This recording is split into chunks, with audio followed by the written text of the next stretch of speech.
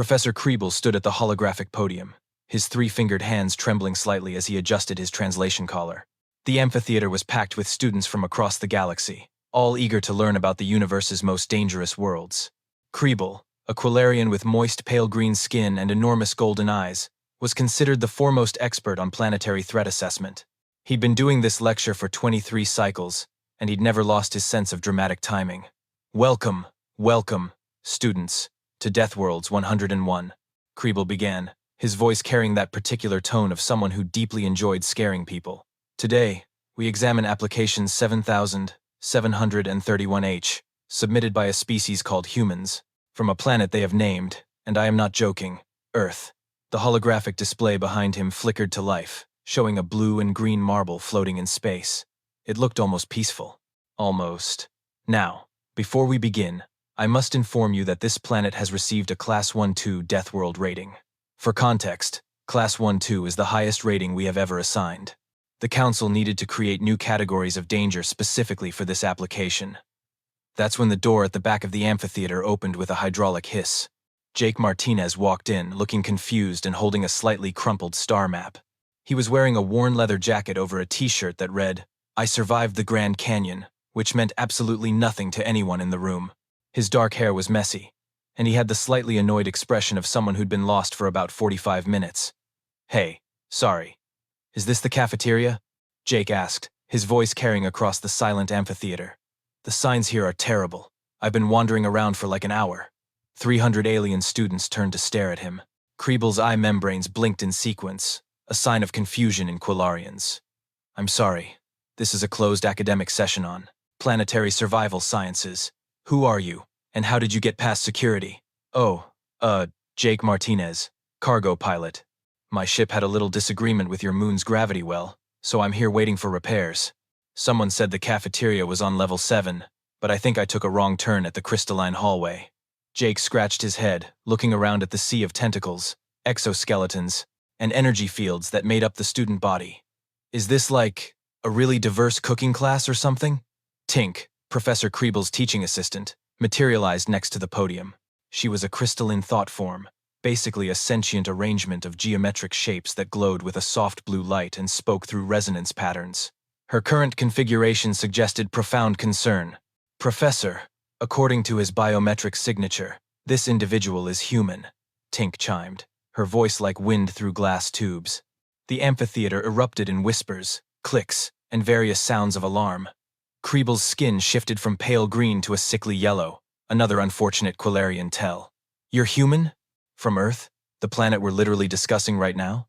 Jake glanced at the hologram of Earth behind Kriebel. "Oh hey, yeah, that's home. Nice picture.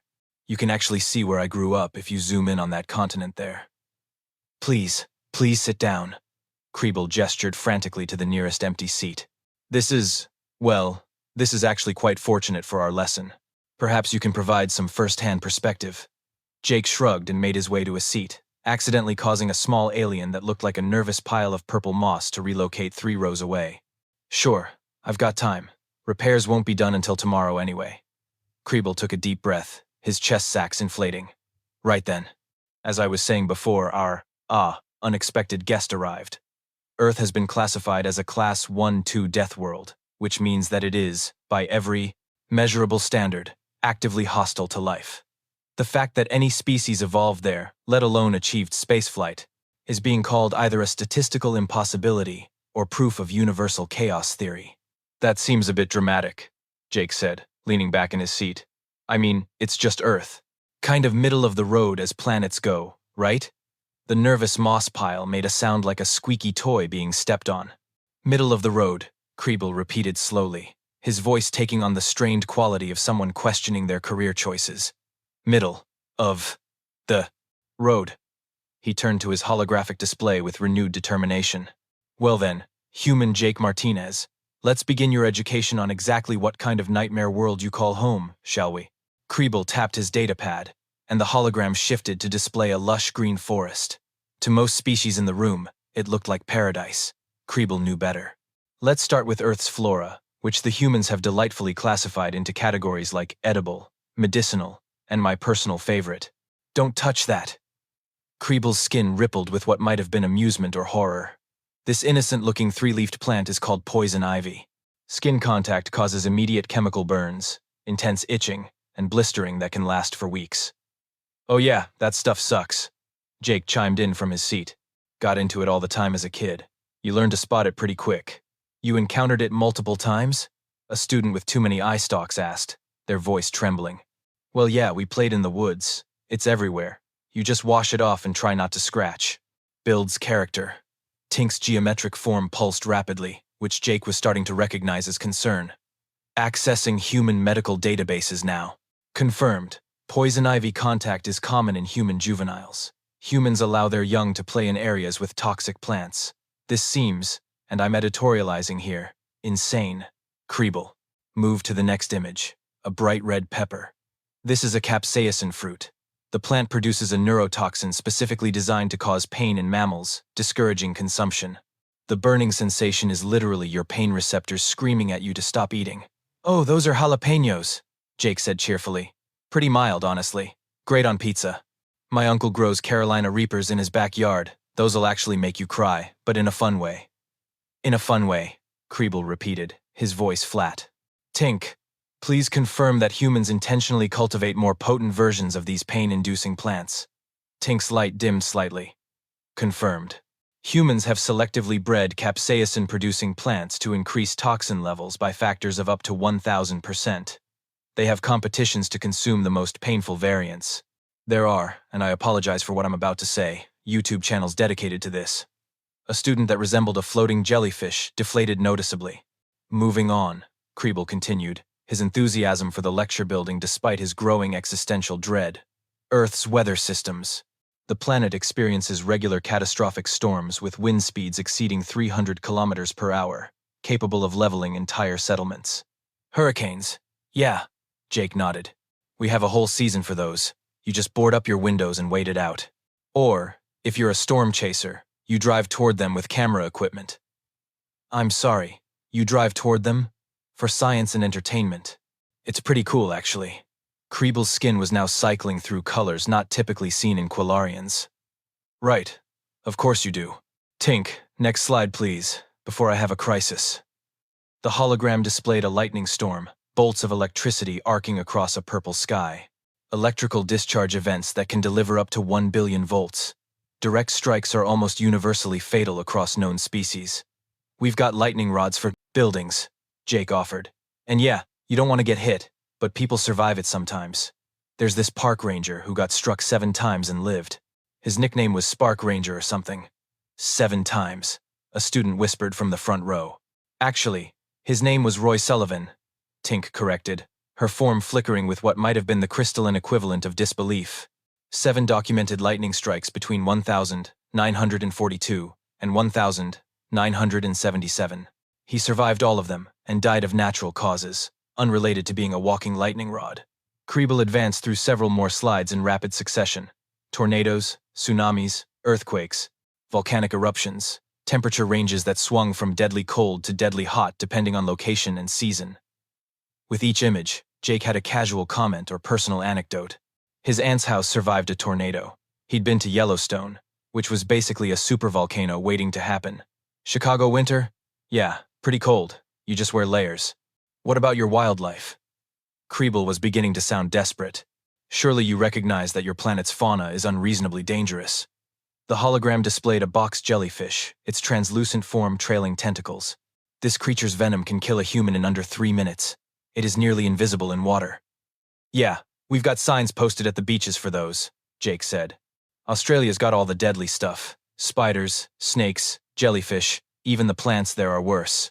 But like, millions of people live there just fine. Just fine, Creeble muttered.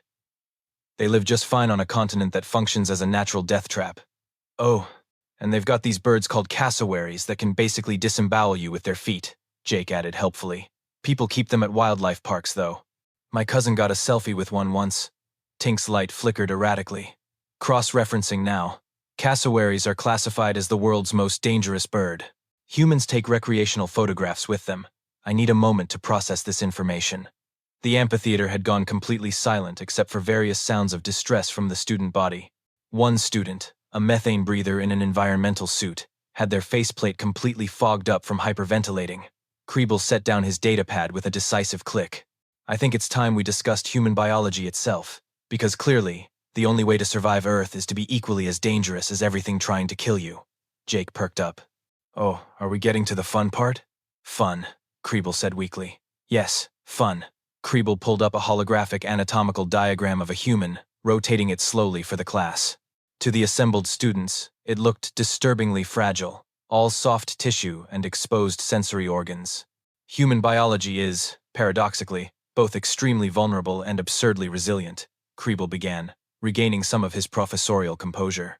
They have no natural armor, no venom, no camouflage, and yet, they are apex predators. Tink, if you would please explain persistence hunting. Tink's geometric form rearranged itself into something approximating a lecture posture. Humans are endurance predators. They can run for hours, sometimes days, at a steady pace. Their prey literally dies of exhaustion trying to escape them. It's less hunting and more, well, inevitable doom. That's actually how we used to hunt before we invented tools, Jake added conversationally. Just jog after an antelope until it collapses from heat exhaustion. Humans are really good at sweating, which keeps us cool. Most animals can't do that. A student with chitinous plating raised a claw nervously. You hunted by making other creatures run until their organs failed? I mean, when you say it like that, it sounds bad. Kriebel jumped in, warming to his topic. Their throwing accuracy is unmatched in the known galaxy. Humans can calculate trajectory, velocity, and impact. Point instinctively. They were killing prey from a distance before they even developed language. I was pretty good at baseball in high school, Jake said with a shrug. Pitched a no-hitter once. Never really thought about it being a murder adaptation, but sure. And then there's the healing factor, Tink chimed, her voice taking on an almost reverent tone. Humans can recover from injuries that would be fatal to most species. Broken bones fuse back together, often stronger than before. Lacerations seal themselves. They can lose up to 30% of their blood and survive. There are documented cases of humans regrowing portions of their liver. Oh yeah, my uncle broke his leg skiing and was back on the slopes the next season, Jake said. And I had a concussion when I was 12 from falling out of a tree, another one at 15 from skateboarding, and one in my 20s from a bar fight. I'm fine now, mostly. The amphitheater erupted in alarmed, chittering, and whistling. You've had 3 brain injuries and you're operating spacecraft? Kriebel's voice had climbed an octave. I mean, I passed all the flight tests. Moving on before I have that crisis I mentioned earlier, Kriebel said, frantically tapping his datapad. Let's discuss human dietary habits.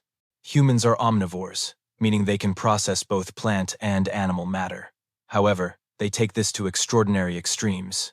The hologram displayed a coffee cup. This is caffeine, a plant-based pesticide that insects evolved to kill other insects. Humans consume it daily, often multiple times per day, to artificially stimulate their nervous systems. Withdrawal symptoms include headaches, fatigue, and irritability. Guilty as charged. Jake laughed. Haven't had my coffee today, actually. You guys have coffee here? Or anything similar? You're in withdrawal right now? A gaseous student asked from their containment sphere. Just a little. It's fine. I'm only slightly more likely to be grumpy. Tinks. Light pulsed in rapid sequence.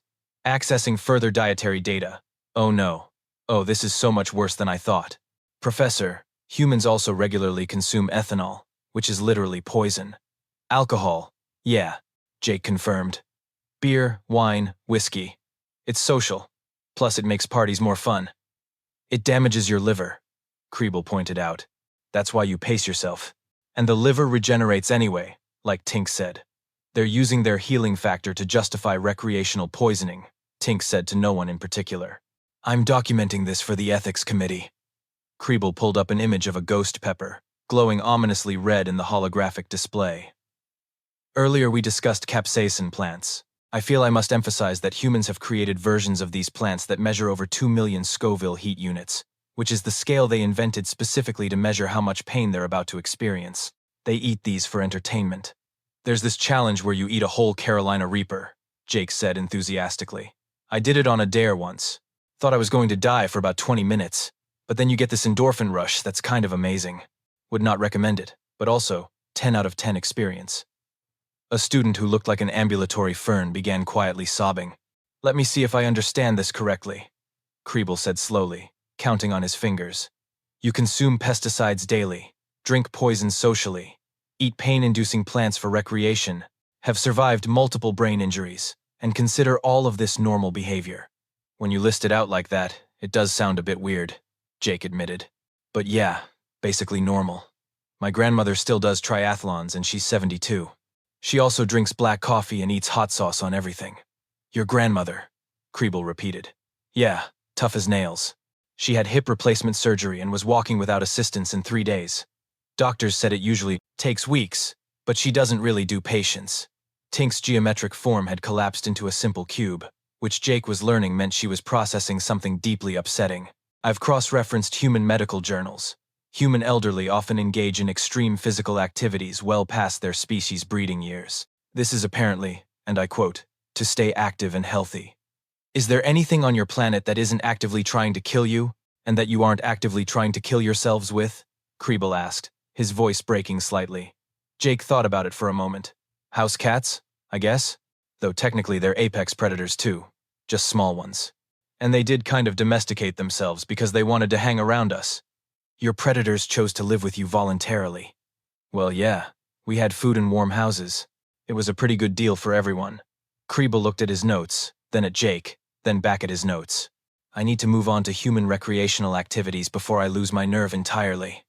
Kriebel took a long drink from his hydration sphere, his skin color cycling through several shades that probably indicated regret about career choices. Now we come to what humans call leisure activities. Tink, please show them the compilation. The hologram flickered to life with footage of a human throwing themselves out of an aircraft. This is skydiving, Kriebel narrated, his voice strained. Humans pay money to jump out of perfectly functional aircraft from altitudes that would kill them if anything goes wrong. They do this for fun. Oh, skydiving's great, Jake said, leaning forward in his seat. The freefall is incredible. You should try it. Every student in the amphitheater recoiled simultaneously. We are a species that evolved in a low-gravity swamp environment, Kriebel said flatly. Our terminal velocity is survivable. Yours is not. Why would you do this? For the adrenaline rush. It's hard to explain. Humans kind of like being scared in controlled environments. Tink's cube form expanded back into her usual configuration. Accessing psychological databases. Confirmed. Humans actively seek out fear-inducing situations for pleasure. They have entire industries built around this concept. The hologram shifted to show footage of a horror movie, complete with jump scares and gratuitous special effects. These are horror films, Kriebel continued, gesturing at the screen. Humans create fictional scenarios designed to terrify themselves, then watch them voluntarily while consuming snacks. Some humans watch these alone, in the dark, specifically to maximize fear. Horror movies are awesome, Jake defended. You get all the scary stuff without actual danger, plus the popcorn. But why would you want to experience fear when you don't have to? Asked a student who resembled a very concerned collection of tentacles. Because it's exciting? Look, our lives are pretty safe now compared to how we evolved. We used to have to worry about saber-toothed tigers and starvation. Now we have offices and grocery stores. The danger-seeking is probably hardwired in. So you artificially create danger because you miss being prey animals, Kriebel summarized. That's a pretty dark way to put it, but sure. The hologram changed to show various extreme sports: rock climbing, cave diving, whitewater rafting, base jumping, wingsuit flying. With each new activity, the sounds of distress from the student body increased. This is bouldering, Kriebel said, pointing at footage of someone scaling a cliff face without ropes, free climbing without safety equipment. One mistake means death, and humans do this for leisure. Free soloing is pretty niche, Jake said. Most climbers use ropes. Though there was that guy who climbed El Capitan without any gear. That was impressive. El Capitan is a 900-meter vertical rock face, Tink supplied helpfully. Alex Honnold climbed it in 3 hours, and 56 minutes with no safety equipment. There is a documentary about it that other humans watch for entertainment. A student in the front row made a sound like a tea kettle having a nervous breakdown. Kriebel pulled up a new image. The ocean, deep and dark. Cave diving. Humans enter underwater caves with limited air supplies, poor visibility, and the constant risk of getting lost or trapped. The margin for error is essentially zero. Okay, cave diving is legitimately dangerous, Jake conceded. But the cave systems are beautiful. Totally worth it if you're trained properly. If you're trained to almost die properly, you mean. Potato. Potato. That phrase doesn't work when you say both pronunciations the same way, Tink observed. The hologram shifted to marathon runners, then to ultramarathon runners, then to footage of something called the Badwater 135, a race through Death Valley in summer. Humans run ridiculous distances for no reason, Kriebel said, his voice taking on a slightly hysterical edge. This race is 135 miles through one of the hottest places on Earth. The pavement temperature exceeds 80 degrees Celsius. Humans pay to enter this. My coworker did that race, Jake said. She trained for like 2 years. Said it was the hardest thing she'd ever done, and she wants to do it again. Why? Kriebel's question was almost a plea. To prove she could, I guess. Humans are weird about challenges. Accessing additional recreational data, Tink announced. Oh, there's more. Professor, they have something called Australian tourism. The hologram displayed a montage of Australia's greatest hits: crocodiles, great white sharks, snakes, spiders, and inexplicably, people swimming, hiking, and camping among all of them. Australia is the continent we discussed earlier, Kriebel reminded the class. The one that functions as a natural death trap. Humans vacation there, intentionally. The Great Barrier Reef is gorgeous, Jake said. You've got to see it before climate change wipes it out. You're worried about climate change destroying the reef, but not the sharks eating you while you look at it. Shark attacks are pretty rare, statistically. Pretty rare, Kriebel echoed. Not non-existent, pretty rare. Tink projected a new set of statistics into the air. Humans engage in approximately 473 different activities classified as extreme or high risk. These include, but are not limited to, mountain climbing, volcano boarding, shark cage diving, bull running, ice swimming, and something called parkour, where they jump between buildings in urban environments. Parkour looks cool, though, Jake said. I tried it once and sprained my ankle, but that's on me for not training properly. You intentionally jump between buildings, Kriebel stated. Small buildings. Like one story. This is my point exactly.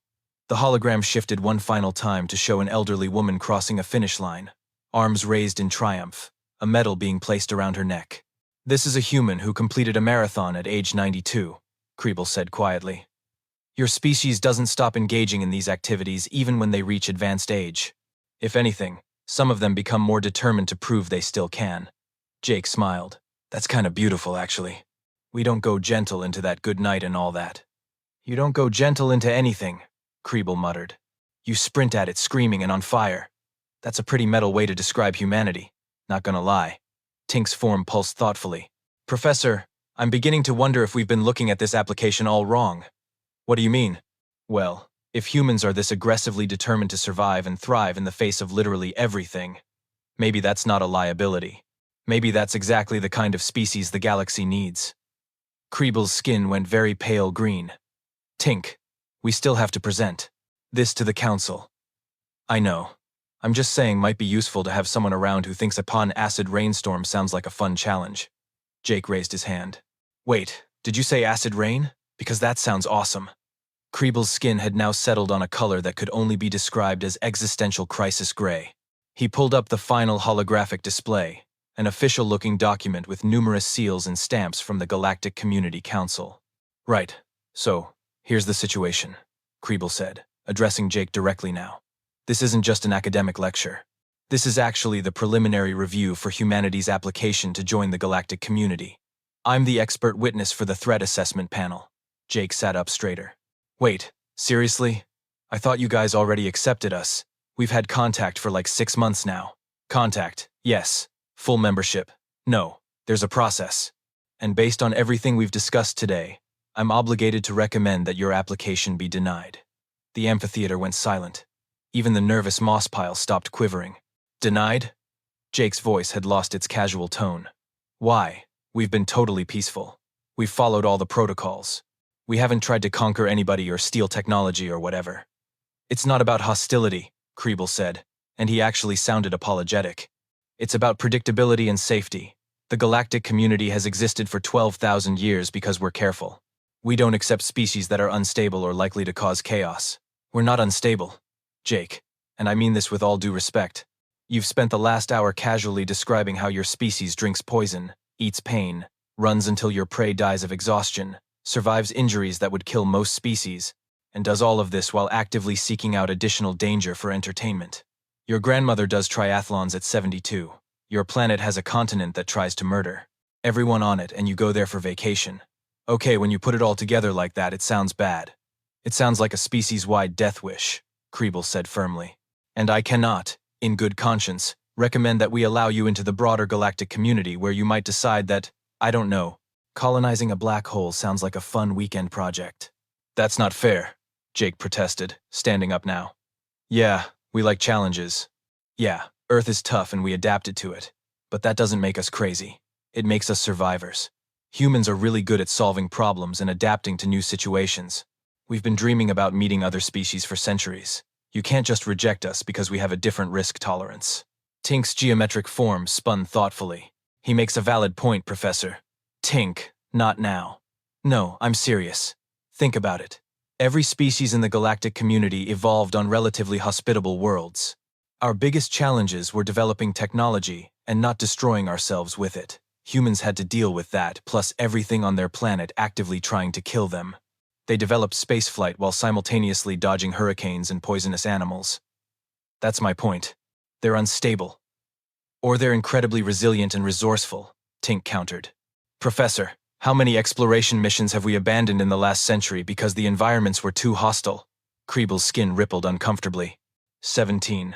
And how many wars have we avoided primarily because neither side wanted to fight in difficult terrain? Tink, where are you going with this? I'm going to the obvious conclusion that we're all too polite to say out loud. Tink's form brightened, pulsing with conviction. The galaxy is a dangerous place. We've survived by being careful and avoiding risks. But there are entire sectors we can't explore, planets we can't settle, and threats we can't address because nobody is crazy enough to try. And you think humans are crazy enough, Kriebel said slowly. I think humans think an acid rain planet sounds fun. I think if we told them about the death world in Sector 7 with the carnivorous atmosphere, they'd ask if they could bring camping equipment. Jake perked up. Carnivorous atmosphere. How does that even work? See? Tink gestured with a geometric flourish. That's not fear. That's curiosity. That's the kind of attitude that might actually be useful. A student raised multiple appendages tentatively.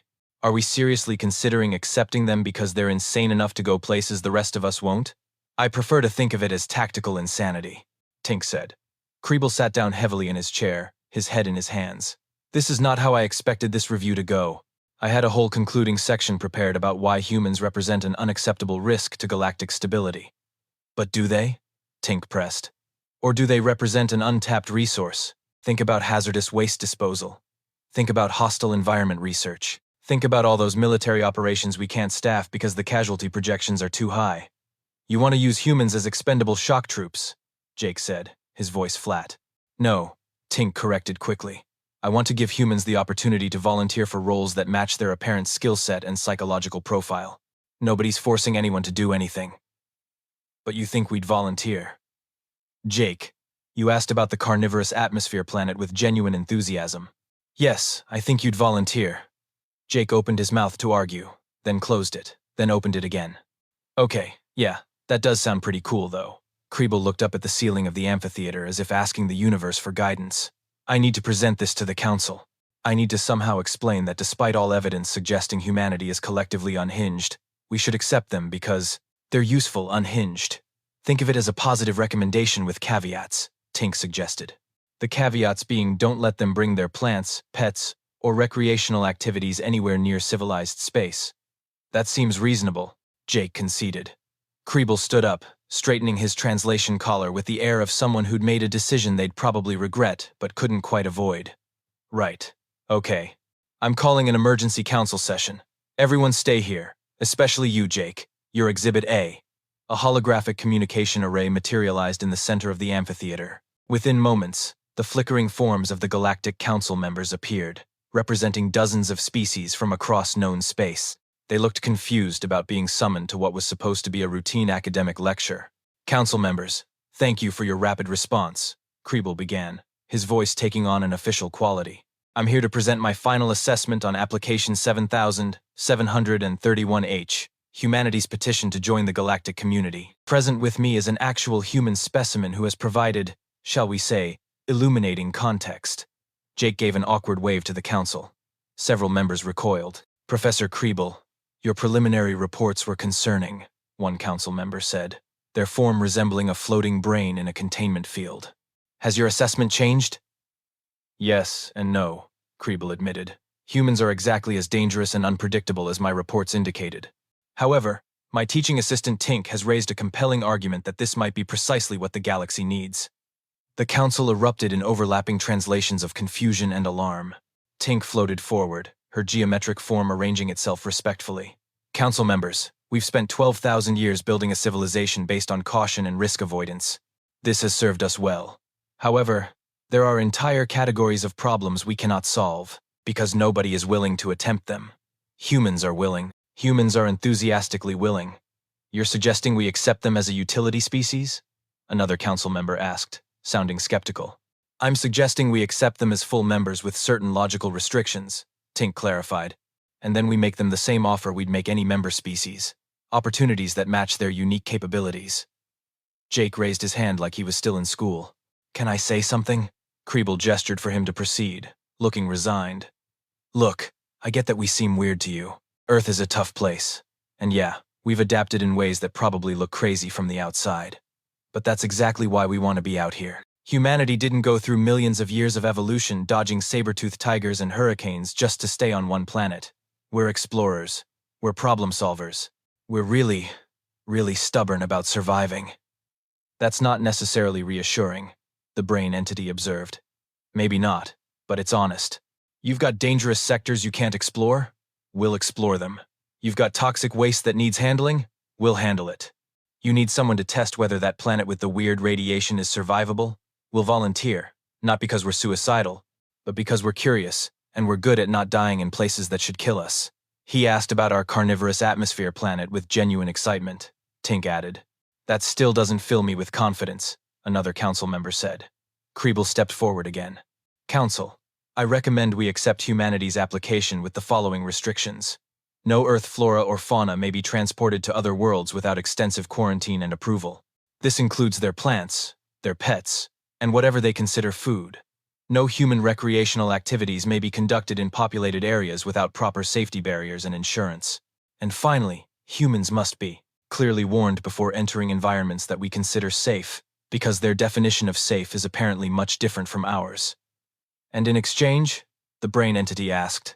In exchange, we gain access to a species that can handle the jobs nobody else wants. Hazardous environment exploration, dangerous materials handling, high-risk rescue operations, military assignments in hostile territory. We've avoided these problems for centuries by simply not dealing with them. Humans will deal with them, probably while making jokes and drinking coffee. The coffee is really non-negotiable, Jake confirmed. We'll need to import that. There was a long pause as the council members conferred among themselves in a rapid exchange of lights, sounds, and pheromones that the translation array couldn't quite keep up with. Finally, the brain entity spoke. We have reached a decision. Application 7731H is accepted with all restrictions as stated by Professor Kriebel. Additionally, humans will be automatically assigned priority consideration for all Category 5 hazard operations, extreme environment research positions, and emergency response situations that other species have deemed too dangerous. Wait, automatically assigned? Jake asked. You're welcome to decline, the brain entity said, but we suspect you won't. Jake thought about it for exactly 3 seconds. Yeah, okay, that's fair. Kriebel's skin flashed through several colors in rapid succession, finally settling on something that might have been relieved acceptance. Motion passes. Humanity is officially welcome to the galactic community. Tink, please update the survival statistics database. Tink's form pulsed brightly. Updating now.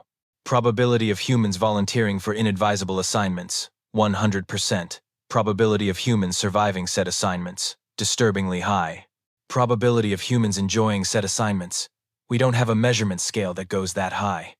The council members began to flicker out one by one, though not before several of them gave Jake looks that ranged from concern to morbid curiosity. As the last council member disappeared, Kriebel turned to Jake with an exhausted expression. Congratulations. Your species is now officially part of the galactic family. Try not to colonize anything that's actively on fire. No promises, Jake said with a grin. So, about that carnivorous atmosphere planet. When can I get the coordinates? Kriebel looked at Tink. Tink's geometric form somehow conveyed a shrug. There's a mission briefing next week, Kriebel said with a sigh. I'm sure they'll be thrilled to have a volunteer. Just, please, try to survive long enough for us to not regret this decision. Hey, we're really good at surviving. That's kind of our whole thing. I'm aware. That's the only reason this worked. Kriebel began gathering his teaching materials. Now, I believe you were originally looking for the cafeteria? Level 7. Turn right at the crystalline hallway, not left. Thanks. Any chance they serve coffee? After today's presentation, I'm ordering some specifically for humans. You're clearly non-functional without it, and if we're sending you into carnivorous atmospheres, you should probably be fully functional. Jake headed toward the door, then paused and turned back. Hey, Professor, thanks for giving us a chance. I know we seem crazy, but I promise we'll make you proud. Or at least we'll die trying. That's exactly what concerns me, Kriebel muttered as Jake left. Tink floated next to him, her form glowing with what might have been satisfaction. You know, Professor, I think this might actually work out. Either that, or humans will find a way to accidentally start a war with physics itself. Even odds? Even odds, Kriebel agreed, watching through the doorway as Jake cheerfully asked a passing student for directions to the nearest dangerous assignment posting board. Even odds,